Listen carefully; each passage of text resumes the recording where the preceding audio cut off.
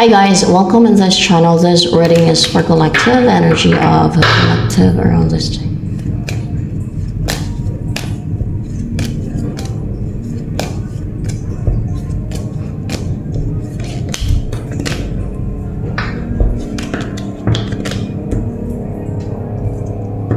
Abundant, prosperous ang buhay mo, masagana, kumpleto, pero nalilito yung utak mo. May nanlilito sa'yo.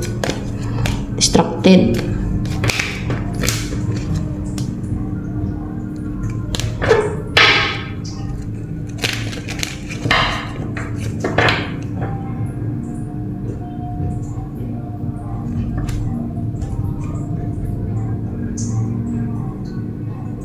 Ang dami mo iniisip.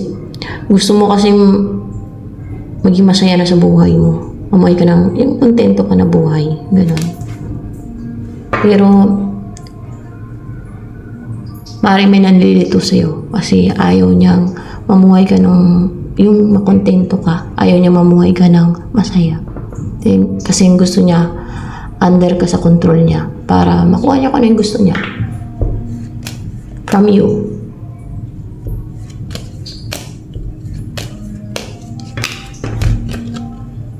Ito yung dapat mong malaman. O diba, may nakataka sa isip mo, kaya nalilito ka, distracted yung utak mo eh. O, mayroong gumagawa ng delays sa mga gusto mong mangyari, sa gusto mong maging masaya, mamuhay ng kontento, pinapadelay niya, may ginagawa yung deceit, nataka yung isip mo para magkaroon ng delay. Yan. And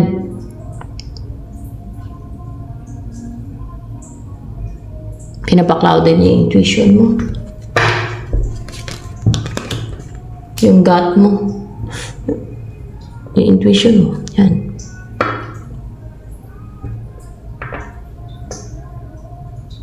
Kasi alam niya na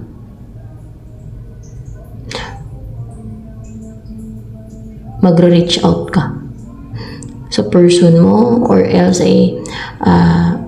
lalabas ka sa kulungan na ginawa niya sa'yo. Sa ginawa niya na, ang manipula sa isipan mo. Yan ang nagkukulong sa'yo, yung mga attacks na sa isipan mo. Maaaring sa restriction niya, kung na-restrict ka man niya. Alam niya kasing, kung meron kang ginusting dahil sa kagagawan niya, alam niyang pagka nakarecover ka dyan sa mga ginagawa niyang deceit sa'yo, panlilito, pang-atake sa isip mo, pwedeng mag-reach out ka dun sa kanya. Makipag-communicate ka dun. Hindi ka namang ghosting dun sa tao na yun.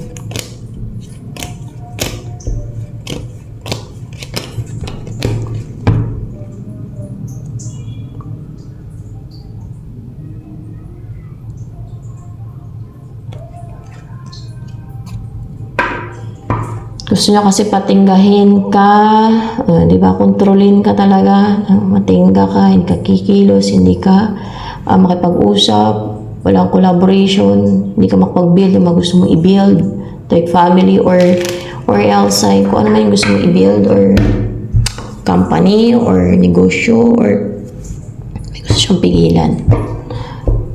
Pwede makipag-collaborate ka o makipag-usap, yung magkaroon ng teamwork sa inyo ng isang person, pwedeng ganun. O makapag-build ka ng buhay na gusto mo. Dahil yan sa selfishness and greediness na gumagawa niyan sa'yo. Your choice mo naman yan kung manatili ka na magpakontrol, magpamanipulate.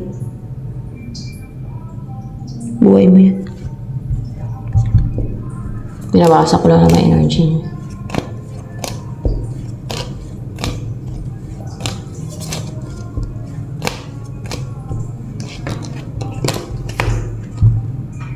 Six of Pentacles in reverse and Four of Swords. Hindi na yan makapagbigay sa'yo ng yung atake sa isipan mo. Yung mga pagbabalisa sa'yo. yung makapagpalito sa'yo, di ba, pinapabali sa kanya, pinapalito niya yung isipan mo.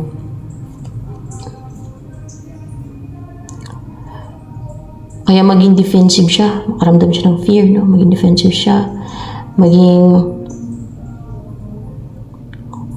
unstable siya, unsecured, out-balanced, man-balanced. Salbahin mo.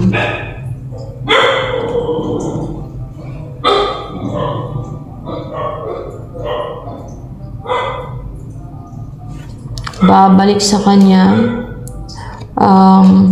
yung matanggal sa'yo na manipulation, misfortune, and control or demonyo. May demonyo sinat yan.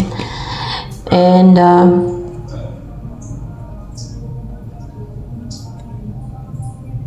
magawa mo ng mga pag-risk kasi klaro ng judgment mo, yung isipan mo. Dami pwede makapagpa-clouded.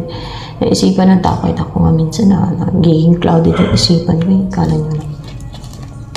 Ang daming disit dito sa negative energy pa lang ng mga, alam yun, mga negative, mga evil. Diyan nanggagaling yung mga negative energy. Makapagpa-clouded yung isipan yan. Yan pa lang. Daming disit. And may malalaman ka, no? Dahil maklaruhan na yung isipan mo na malalaman ka. See, tingnan natin kung ano yung malalaman mo.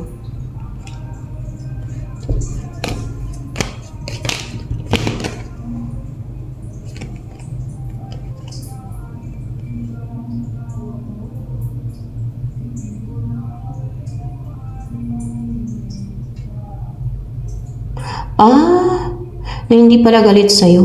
Yung hindi cold, hindi unemotional sa'yo. Hindi galit sa'yo. Yung tao na to na nag-aantay sa'yo. Na maring nilet go mo.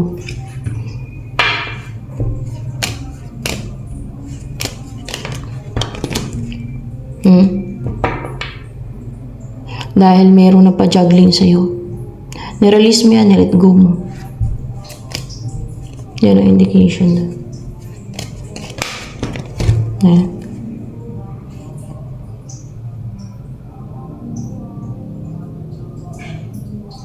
Actually, magaan yung loob mo dyan sa tao na yun.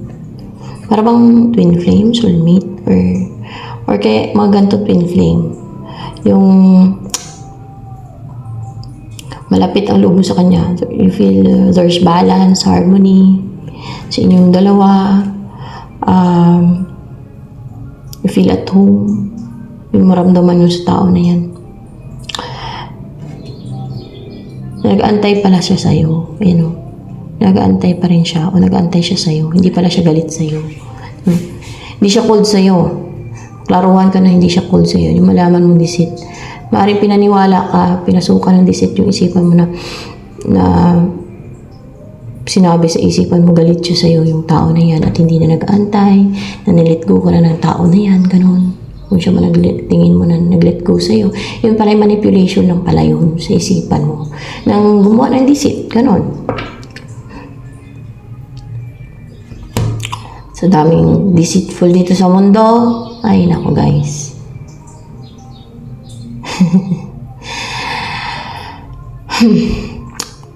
Knight of Cups in reverse.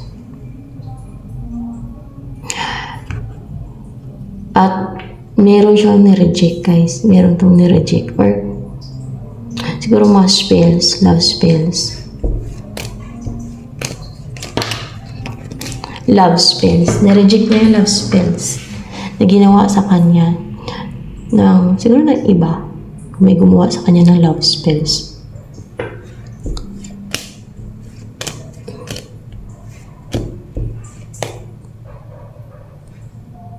May energy nito kanina.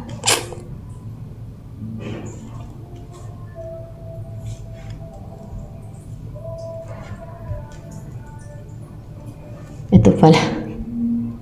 Ito ata yun eh. Ito.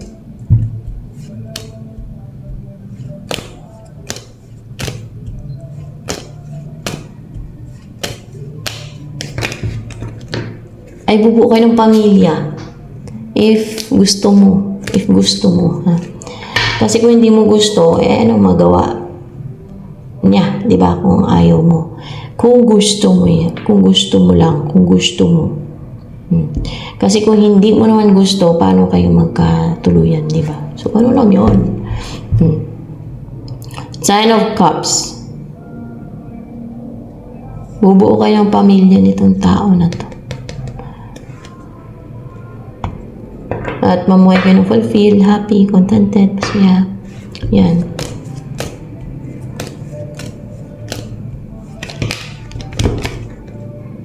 Ito ang next, maging masaya kayo together. Maging positive na yung mga mangyayari, ganun. At,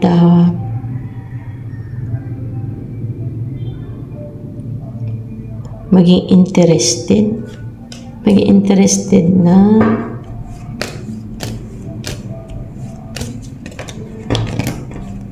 mag-umpisa kayo na yung gagawa na exciting na bagay, gawain, together, na passionate kayo and brave kayo na gawin yun. Yan, kung naman yung gusto niyo i-pursue, gawin. Yan. So, hanggang dito na lamang for collect.